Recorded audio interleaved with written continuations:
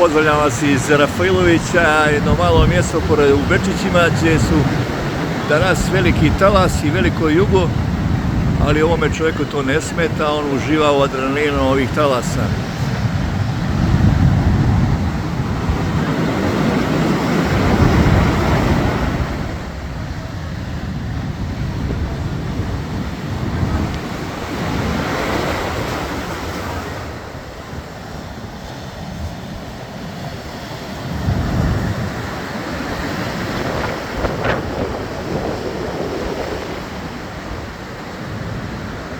Temperatura vode nekih 17-18 stepeni Celzijusa, dok je vani 9-10.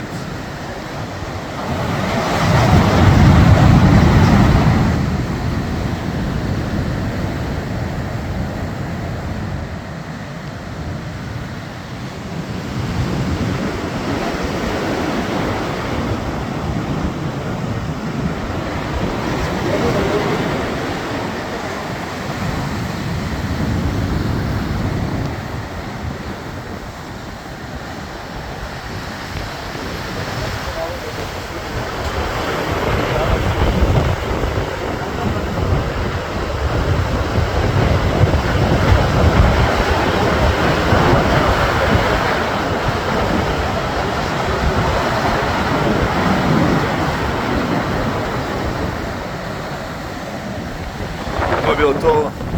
Pozdrav iz Rafailovića.